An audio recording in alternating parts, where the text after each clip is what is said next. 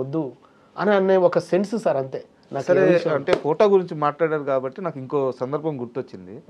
ఒక పెద్ద star hero మీరు వెళ్ళి ఫోటో అడిగితే నువ్వు నాతో ఫోటో దిగడం కాదు నేనే నీతో ఫోటో దిగాలి అని చెప్పి ఎదురొచ్చి మరి ఫోటో తీసుకున్నారంటే ఎవరా హీరో?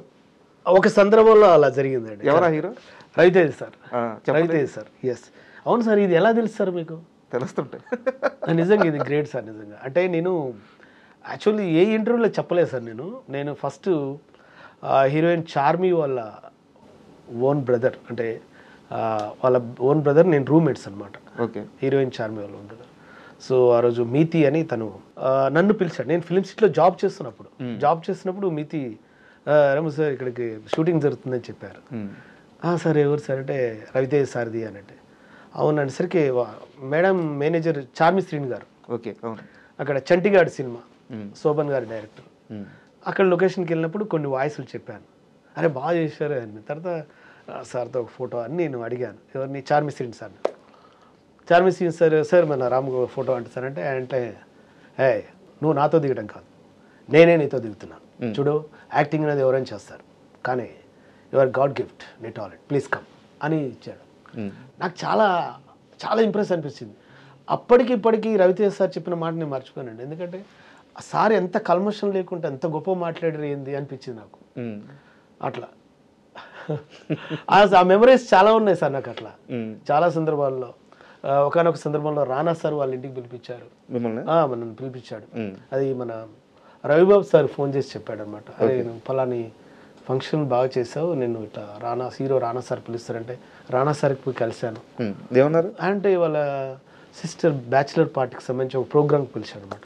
కలిసిన తర్వాత అక్కడ ఇచ్చేయాలి సార్, పెద్దవాళ్ళు మీ అక్కడ ఏం సార్ అని అన్నాను. ఆ తర్వాత నేను సార్ టచ్లో లేను, కానీ అక్కడ వరకు పిలిపించారు, వాళ్ళ ఇంట్లో మాట్లాడారు. నాకు హ్యాపీ అనిపించింది. నేను ఎక్కడికైనా మనకు చేతినిచ్చే దగ్గర ఆ ఆలోచనని కానీ సర్కిల్ కానీ మిస్యూజ్ చేసుకోవాలని ఉండదు సార్. నాకు రెస్పెక్ట్గా ఉంటుంది. మళ్ళీ సందర్భం వచ్చినప్పుడు చెప్దాం సార్ ఇలా జరిగింది కదా అని అంటుంటాను అంతే. అంటే ఇక్కడ చిన్న డౌట్, రవితేజ గారు మిమ్మల్ని గౌరవించారు, దగ్గరికి తీసుకొని ఇద్దరు కలిసి ఫోటో దిగారు. రానా గారు మీరు ఒక చిన్న షో చేస్తే అది గుర్తు పెట్టుకొని మిమ్మల్ని పిలిచారు. అవును సార్. అంటే ఆడియో ఫంక్షన్ చేశాను సార్ అప్పట్లో. ఈ డైరెక్టర్ రవిబాబు గారు రిఫరెన్స్ చేశాను, నేను రానా గారు పిలుస్తున్నారు. సో అంత పెద్దవాళ్ళు మీకు అంత యాక్సెస్ ఇచ్చినప్పుడైనా సరే సార్ ఇట్లా అవకాశాలు లేక స్ట్రగుల్ అవుతున్నాను సార్, చేయాలనుకుంటున్నాను, మంచిగా యాక్ట్ చేయాలనుకుంటున్నాను, ఛాన్సులు రావట్లేదు అంటే ఇప్పుడు మాకు తెలియదు సార్. అప్పుడు ఓన్లీ మిమిక్రీ చేసేది సార్ మేము. దీనికి ఒక యాక్ట్ చేస్తే డబ్బులు వస్తాయి అన్న ఫీల్ కూడా మాకు తెలియదు సార్. అప్పుడు ఓన్లీ మిమిక్రీ చేసినాం, మా దగ్గర ఏమో అవునా అనుకున్న ఫీల్లో ఉన్నాం సార్ అంతే. ఇండస్ట్రీ వైపు సీరియస్గా లేము సార్. అప్పుడు అసలు మాకు తెలియదు యాక్టింగ్ చేస్తే డబ్బులు ఇస్తారు, మిమిక్రీ చేస్తే డబ్బులు ఇస్తారని కూడా మాకు తెలియదు.